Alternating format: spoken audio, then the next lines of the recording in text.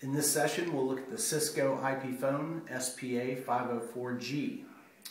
The first thing and some of the common features that we're going to look at today, the first thing you'll notice is the username and the extension associated with this phone to personalize it. Every phone has that. They're each different. If we want to call a phone, all we do is pick up the handset and dial the extension. And then over here, they're able to pick up the phone and the call is initiated. The next feature we want to look at is calling outside of our organization. The way we have our phone system configured is you dial 9 to pick up an outside line, and then the area code, and then a phone number, and then you can pick up the phone and it's initiated. Dialing a long distance call is the same, a 9 to establish an outside call, and then 800-555-1212. Don't even know where that goes.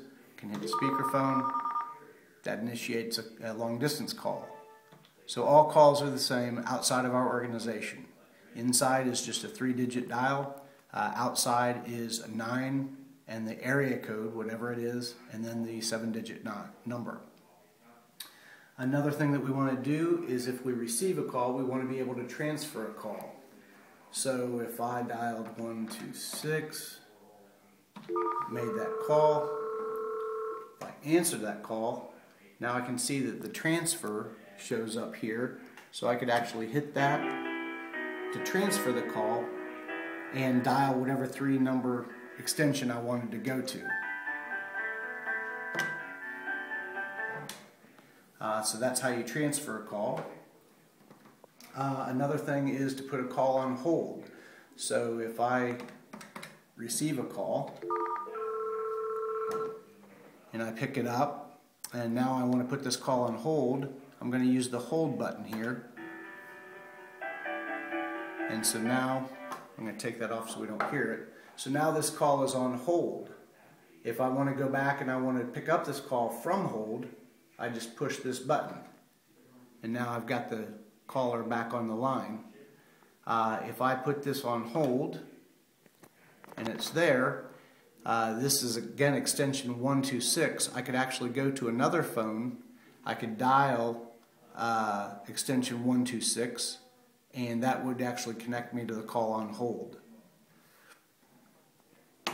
Another feature that we want to do is we want to do a park. So a park is different from a hold. If somebody calls you and you want to put them on hold to talk to somebody else, finish a conversation, and then go back and pick them up off a hold, that's one thing. But if you were to actually receive a call, you want to put it on hold because you have to go find the person and you don't know where in the building you're going to find them, then you actually don't hold the call, you put the call on park. So if I receive a call comes over here, I'm now talking to them and I want to park the call. I hit the more button and then more, and here I see the park button. I park it and I have to give it an extension. It actually parked it at extension 701 for me in this case, so I didn't have to hit the extension. Now I can actually hang up here and that call is still parked on 701, and so I can come over to another phone. Here I can see that it's parked on 701, and so I could pick up any other phone and I could actually hit extension 701 and then I'm actually connected back to that original call. So I could have picked up that 701 from any phone. So if I found somebody on another end of the building, I could say, hey, pick up line 701. That's what they would do, and they would be talking to the user. And the last thing that I want to cover in this common features section is just call forwarding. And that is that if I actually was going to be away from my desk for a few hours or maybe a day or maybe on vacation, I might want to use this call forward answering button. And so what I would do is I'd do call forwarding and I would send all of my calls over to extension 113. So I type in 113 and then I hit end call. Now we can see that all of my calls from extension 126 are forwarded to extension 113, so they're going to receive all of my calls. When I get done and I'm ready to take that off, I return from vacation, I just hit this button again, and now my calls are no longer forwarded.